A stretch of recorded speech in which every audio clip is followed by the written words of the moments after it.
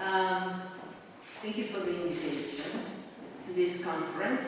And I was wondering, what is the first reason that I was invited? Is it maybe due to the fact that I spent a few months at the University of Toronto? But then I realized just this morning that you didn't know about it. So most probably this first lady, not being a scientist, not being, a university professor, or being a student at the University of Toronto is the main reason.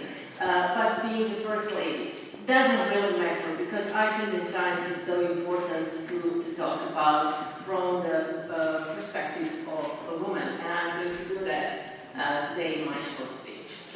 Anyway, I already in a way said that it's a great pleasure and honor for me to address you today at this conference, which is highlighting the importance of the role of inclusiveness in scientific innovation and encouraging collaboration between the scientific communities and industry. I've been in a way introduced, but let me tell you briefly. I'm a medical doctor. The second edition of Women Who Are Changing Science, Driving Bold Research in Canada and Croatia.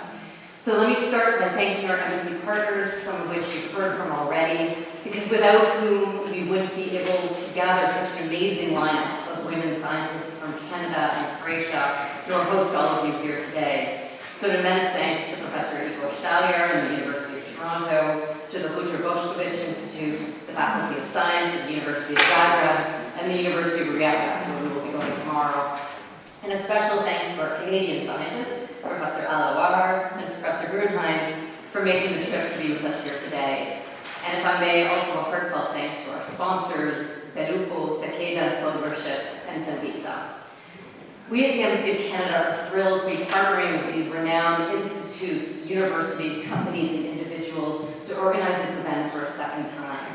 Because Canada firmly believes that science diplomacy is an important tool for strengthening economic and political relations with partners around the world, addressing shared challenges, and contributing to the formulation of evidence-based policy.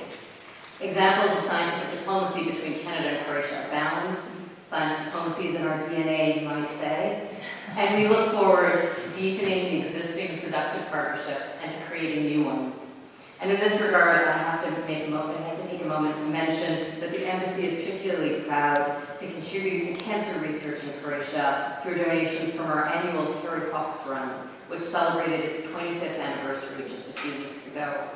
And I'm thrilled that our science diplomacy received a huge boost in January of this year, when, as we've heard already, Canada became an associated country to Pillar 2 of Horizon Europe, which is the EU and, frankly, the world's largest research and innovation funding program.